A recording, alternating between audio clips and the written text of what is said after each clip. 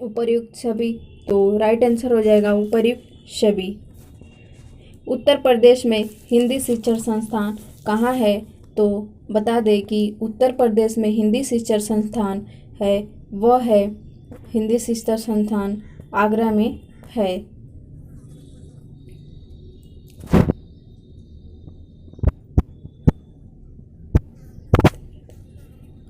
अगला क्वेश्चन है कि उत्तर प्रदेश में हिंदी शिक्षण संस्थान स्थित है। तो उत्तर प्रदेश में हिंदी शिक्षण संस्थान बनारस में है, बनारसी इस राइट आंसर। राज्य शैक्षिक प्रबंधन एवं प्रशिक्षण संस्थान सीमेट स्थित है। राज्य शैक्षिक प्रबंधन मैनेजमेंट एंड प्रशिक्षण अर्थात training state institute education management and training स्थित है, सीमेट स्थित है अर्थात सीमेट कहाँ स्थित है? तो सीमेट स्थित है वह कहाँ स्थित है? राइट आंसर हो जाएगा सीमेट स्थित है लखनऊ में। और राज्य शैक्षिक प्रबंधन एवं प्रशिक्षण संस्थान सीमेट का लक्ष्य क्या है?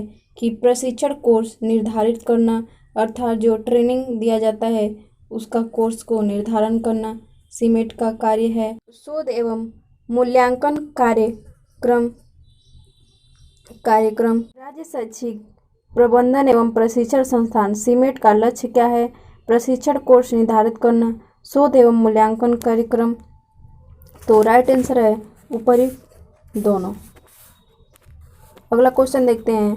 बेसिक शिक्षा के विद्यालयों के प्रकार हैं। बेसिक शिक्षा के विद्यालयों के प्रकार हैं जो विद्यालय कितने प्रकार के होते हैं बेसिक शिक्षा के? अगला क्वेश्चन है कि बेसिक शिक्षा के विद्यालयों के प्रकार हैं। तो बेसिक शिक्षा के विद्यालय के प्रकार हैं वह 3 प्रकार के हैं। अगला क्वेश्चन है कि उत्तर प्रदेश में राज्य की बेसिक शिक्षा को कब से माध्यमिक शिक्षा करके एक स्वतंत्र विभाग की स्थापना की गई? उत्तर प्रदेश में राज्य की बेसिक शिक्षा को कब से माध्यमिक शिक्षा से अलग करके एक स्वतंत्र विभाग की स्थापना की गई? तो राइट आंसर है 1972। अगला क्वेश्चन है कि उत्तर प्रदेश बेसिक शिक्षा का सचिवालय स्थित है। तो उत्तर प्रदेश जो बेसिक शिक्षा का सचिवालय स्थित है वह है लखनऊ में। Lucknow is right answer. और उत्तर प्रदेश का बेसिक शिक्षा का निदेशालय है वह है इलाहाबाद में। तो अगला क्वेश्चन देखते हैं कि बेसिक शिक्षा के कार्य क्या क्या हैं? तो राज्य की बेसिक शिक्षा विद्यालयों को मान्यता प्रदान कराना और पाठ्य पुस्तकों की रचना कराना और उनका प्रकाशन कराना, इसलिए राइट हो जाएगा आंसर दोनों। अगला क्वेश्चन है कि डाइट का मुख्य उद्देश्य क्या है? तो डाइट है वह प्रारंभिक विद्यालयों की शिक्षकों और अनौपचारिक तथा प्रौढ़ शिक्षा के कार्य के शैक्षिक स्तर के गुणात्मक सुधार करता है या शिक्षा के सार्वजनिकरण के उद्देश्य की पूर्ति करता है। तो राइट आंसर हो जाएगा उपर्युक्त दोनों। डाइट के कार्य देख लेते हैं कि प्रारंभिक विद्यालयों के शिक्षकों को सेवापूर्ण एवं सेवारत प्रशिक्षण प्रदान करना। जब भी टीचर सेवारत होते हैं, अपने सेवा में लगे होते हैं, तो ट्रेनिंग से अर्थात सेवा से पहले ट्रेनिंग देना और जॉब में रहते हुए सेवा करते हुए भी उन्हें प्रशिक्षण दिया जाता है, ट्रेनिंग दिया जाता है डाइट के द्वारा। और शोध भी करता है, अध्ययन भी करता है, सर्वेक्षण परियोजना विषय कार्य भी करता है, इसलिए राइट आंसर हो जाएगा। और डाइट के विभाग क्या क्या हैं? तो डाइट का विभाग जो है वो सेवापूर्ण अध्यापक शिक्षा विभाग, कार्य अनुभव विभाग, नियोजन एवं प्रबंधन विभाग इज राइट आंसर प्रयुक्त सभी।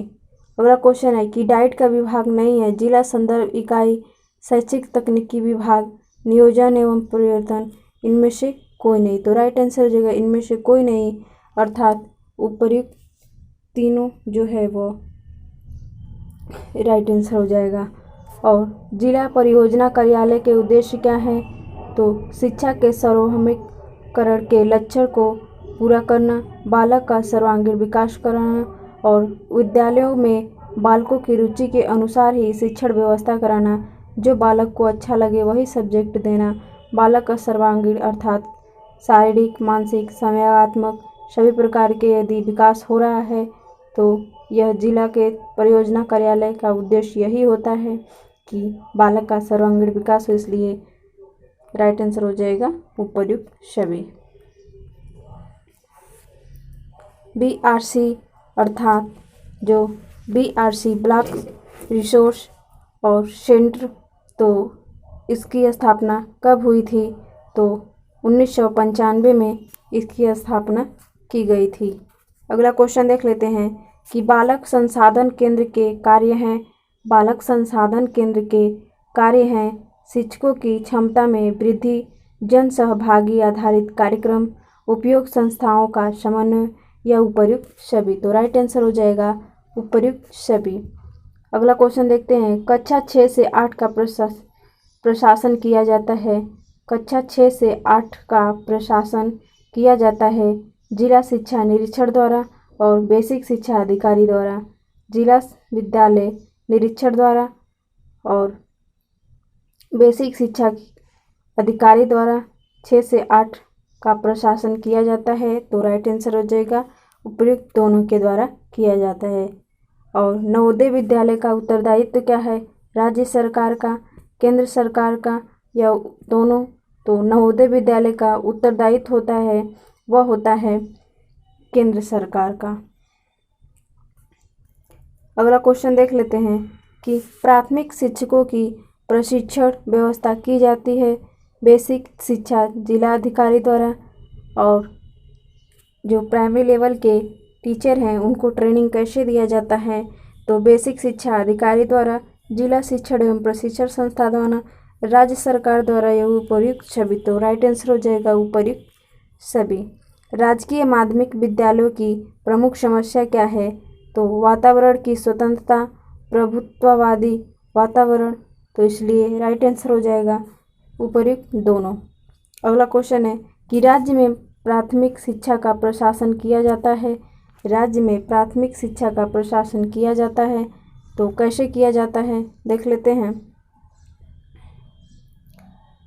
शिक्षा मंत्री द्वारा, बेसिक शिक्षा अधिकारी द्वारा, बेसिक शिक्षा सचिवालय द्वारा।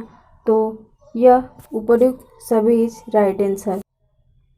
अगला क्वेश्चन है कि ब्लॉक अर्थात क्षेत्रीय शिक्षा, जो कि क्षेत्र लेवल पे ही ब्लॉक वर्क करता है, तो प्राथमिक शिक्षा उपलब्ध कराना, शारीरिक शिक्षा की व्यवस्था देना, समाज शिक्षा को प्रोन्नति और महिलाओं और युवाओं का कल्याण। तो ब्लॉक लेवल पे ये सभी वर्क होते हैं शिक्षा से रिलेटेड, विद्यालय में ही आते हैं ये लोग। और ब्लॉक संसाधन केंद्र BRC का कार्य क्या है? सेवारत अध्यापकों को, अनुदेशकों को प्रशिक्षण देना या शैक्षिक मूल्यांकन और प्रगति की देखरेख करना, ब्लॉक से संबंधित समस्त शैक्षिक रिकॉर्ड सुरक्षित रखना।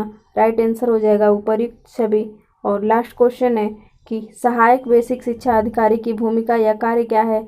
तो सहायक बेसिक शिक्षा अधिकारी का जो कार्य होता है वह निजी प्रबंधकीकरण द्वारा संचालित विद्यालयों का सर्वेक्षण करना, विद्यालयों में सतत एवं व्यापक मूल्यांकन की व्यवस्था करना। सतत अर्थात कंटिन्यू जो मूल्यांकन होता रहता है उसी को हम सतत, और व्यापक का मतलब हुआ कि शारीरिक, मानसिक, संवेगात्मक अर्थात बालक का सभी प्रकार के, बच्चा कितना झगड़ालू है, पढ़ने में कितना तेज है, उसकी लैंग्वेज क्या है, उसकी भाषाएं क्या हैं, तो सभी क्या हैं व्यापक मूल्यांकन के अंतर्गत आते हैं। और सतत का मतलब हो गया कि टीचर बच्चों को जब स्टडी कराए तुरंत क्लास में तभी इसका मूल्यांकन करे, क्वेश्चन तुरंत पढ़ाए और तुरंत ही क्वेश्चन कर ले, उसके बाद से डेली जो है उससे क्वेश्चन भी कर ले, या सब्जेक्ट पढ़ाने के बाद से लास्ट में लेसन के बाद में भी हम क्वेश्चन जैसे टीचर कर लेते हैं तो वो भी क्या हो गया मूल्यांकन के अंतर्गत आ जाएगा। कंटिन्यू जो होता है वीकली लिया जाएगा, मंथली लिया जाएगा, तो ये सभी क्या है सतत अर्थात लगातार मूल्यांकन लिया जाना चाहिए। इसलिए राइट आंसर हो जाएगा उपर्युक्त सभी। राइट आंसर हो जाएगा उपर्युक्त सभी। तो तो थैंक्स गाइज। यदि हमारी वीडियो आप सभी के लिए हेल्पफुल हो और आप लोगों के एग्ज़ाम पॉइंट ऑफ व्यू से थोड़ी भी मदद हो रही हो तो हमारे वीडियो को एक लाइक ज़रूर कीजिएगा और कमेंट भी ज़रूर करें। धन्यवाद।